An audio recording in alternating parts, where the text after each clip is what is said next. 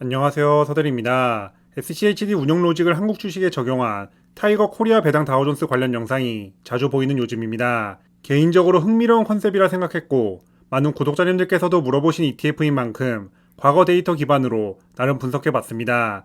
핵심은 국장에서도 SCHD 로직으로 원조처럼 안정적인 배당금 지급과 배당 성장, 주가 상승 모두 가능했는지 여부와 앞으로도 가능할지일 텐데요. 코배당이 국내 주식형 ETF다 보니 아무래도 이쪽으로 가장 유명한 플러스 고배당주와 비교하는 콘텐츠가 많았습니다. 근데 저는 배당금 현금 흐름을 목적으로 코배당 투자를 고민하고 있다면 원조인 SCHD와 비교하는 게 맞다 생각합니다. 딱 맞아떨어지는 표현은 아니지만 적당한 기업을 좋은 가격에 사는 것보다 좋은 기업을 적당한 가격에 사는 것이 훨씬 낫다 라고 이야기한 워렌 버핏의 말처럼 새롭게 투자 고민 중인 종목과 성과가 배당 ETF 대명사인 SCHD보다 낮으면 굳이 투자할 필요가 없기 때문이죠. 이 관점에서 코배당과 미배당, 과거 성과를 비교해봤는데 생각보다 코배당이 좋아서 놀랐습니다. 과거 성과가 미래를 보장하진 않지만 SCHD만 모아가기 걱정되거나 시가 배당률을 조금 높이고 싶은 분들에게 하나의 선택지가 될 수 있겠다는 생각이 들었습니다. 코배당 기초지수는 원조인 SCHD처럼 S&P 글로벌에서 제공하는 지수다 보니 구글에서 다우존스 코리아, 디비던드 30을 검색하면 기초지수 과거 일별 데이터와 각종 정보를 누구나 쉽게 확인할 수 있습니다. 지수 탄생일은 올해 3월 24일이지만 일별 데이터는 2018년 6월 14일부터 제공한다고 하는데요.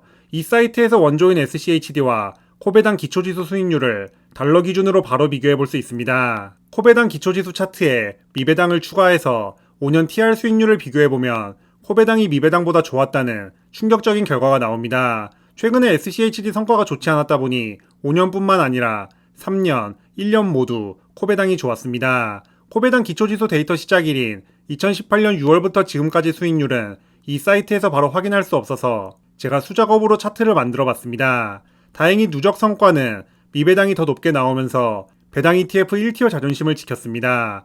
코미당 83%, 미배당 97%로 14%포인트 정도 수익률이 더 좋았습니다. 만약 미배당도 달러 환율 적용해서 원화 기준으로 바꿔 계산해보면 같은 기간 수익률은 무려 148%나 됐습니다. 달러 환율이 1091원에서 1375원으로 26%나 오른 덕분이죠. SCHD TR 지수 누적 수익률이 기초지수 데이터가 있는 1999년부터 계산하면 QQQ도 씹어먹는다고 나오지만 닷컴버블 이외의 기간에는 거의 이기지 못했던 것처럼 코배당도 투자 시작일별로 2025년 5월 21일까지 수익률도 차트로 만들어봤습니다. 주황색인 코배당이 초반에는 밀렸지만 2020년 코로나 팬데믹을 기점으로 더 잘 나가는 의외의 모습을 보여줬습니다. 뒤에서 조금 더 이야기하겠지만 코배당도 약점이 많기 때문에 단순히 수익률만 가지고 미배당보다 코배당이 더 좋다고 할 순 없지만 한국 우량 배당주들도 나름 저력 있다는 사실을 한 번 더 체감했습니다.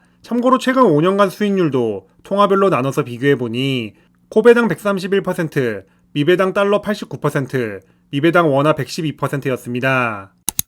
코배당 토탈 수익률이 나쁘지 않았다 해도 배당 투자자에게 더 중요한 부분은 아무래도 안정적인 배당금 지급과 배당 성장일 겁니다. 우선 관련 기사를 찾아보니 코배당 배당 수익률은 2014년 연말 기준 5.4%라고 합니다. 그리고 2014년 한 주당 배당금도 2018년 대비 196.3% 성장했다고 합니다.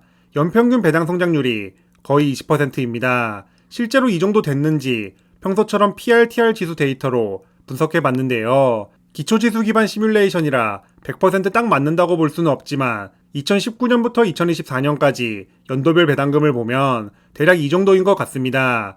연도별 종목 구성과 비중은 알 수 없지만 현재 탑10 종목들의 10년간 배당금 추세를 감안하면 종목별 배당 삭감이 일부 있지만 시뮬레이션 예상치 정도는 충분히 가능했을 것 같습니다. 과거 성과가 미래를 보장하진 않지만 지금까지는 한국 주식시장에도 알찬 배당주가 은근 많습니다. 한국 시장은 아직 주주 환원율이 낮고 아직 갈 길이 한참 남았지만 미국처럼 좋아지길 기대해봅니다. 앞에서 코배당의 좋은 점을 이야기했지만 아쉬운 부분도 당연히 있습니다. 일단 ETF 치고 종목수가 너무 적고 섹터별 비중이 금융주에 몰려있다는 점도 ETF 투자자에겐 아쉬운 점입니다. SCHD 운용 로직을 그대로 한국 시장에 적용하면 해당되는 종목이 거의 없다 보니 몇 가지 기준을 완화해서 적용했지만 ETF 종목 수는 30개밖에 안 됩니다. 원조인 미배당은 100종목인데 말이죠. 그리고 섹터별 비중도 미배당은 25%지만 코배당은 제한이 없습니다.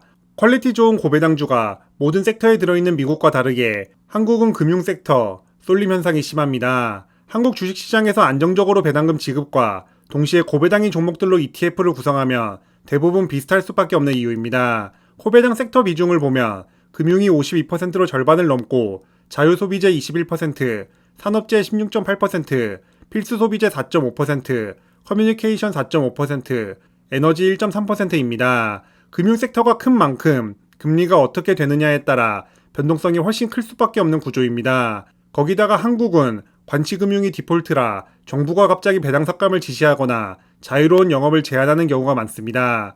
이런 부분들이 코배당 투자의 1번 리스크 아닐까 생각합니다. 참고로 미배당 섹터별 비중을 보면 소비재 20.2%, 에너지 19%, 헬스케어 15.5% 순으로 굉장히 다양한 섹터가 고르게 분포되어 있습니다. 미국과 한국 주식시장 클래스 차이가 느껴질 수밖에 없는 부분입니다. 물론 배당 ETF 핵심은 배당금을 통한 안정적인 현금 흐름이지만 요즘은 워낙 기술주 중심이다 보니 IT 섹터 비중이 8%밖에 안 되는 SCHD 역시 포모를 심하게 받는데요. 코배당은 IT 비중이 아예 없다고 봐야 하기 때문에 투자할 계획인 분들이라면 이 부분도 미리 기억하시면 좋을 것 같습니다.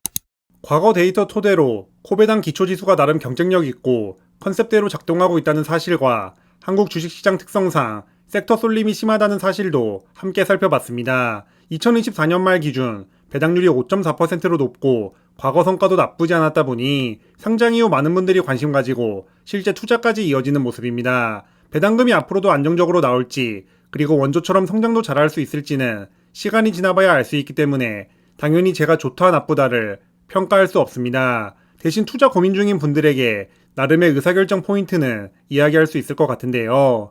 조만간 배당 현금 흐름이 필요하지만 SCHD만으로 목표 채우기 어려운 분들에게는 서브로 함께 투자를 고려할 만한 옵션이라 생각합니다. 특히 커버드콜 같은 고배당 옵션 상품 투자가 걱정된다면 나름의 대안이 될 수 있을 것 같습니다. 현물 배당 ETF 중에서 배당률 5에서 6%대로 안정적인 상품이 많이 없기 때문이죠. 현재 SCHD 배당률이 4%라 5억을 전부 투자하면 월평균 배당금은 대략 128만원입니다. 다른 소득 전혀 없고 건보료 지역가입자 기준입니다. 적은 돈은 아니지만 한 달 생활비로는 쉽지 않은 돈입니다. 대신 배당률이 조금 더 높은 코배당을 조금씩 섞어준다면 같은 돈으로 세후 배당금을 늘릴 수 있습니다. 미배당 8, 코배당 2 조합이면 월평균 배당금은 137만원이 되고 미배당 5, 코배당 5 조합이면 150만원으로 늘어납니다. 참고로 국내 주식형 ETF 배당금은 일반 계좌에서 받으면 15.4% 세금을 떼고 미국에 상장된 SCHD 배당금은 15% 세금 떼고 들어오기 때문에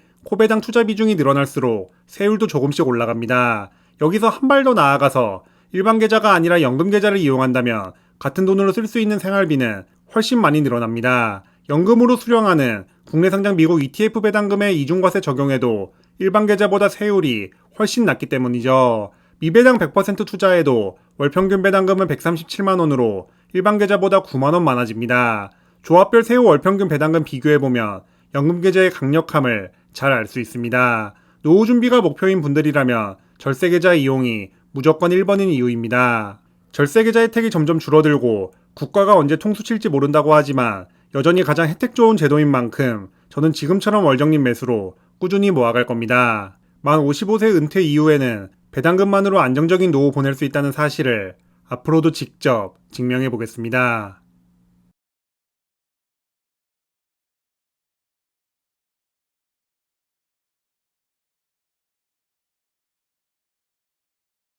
그럼 오늘도 긴 영상 시청해주셔서 감사합니다. 제 채널이 구독자님들의 자본주의 라이프에 조금이나마 도움이 되었으면 좋겠습니다. 지금까지 서대리였습니다.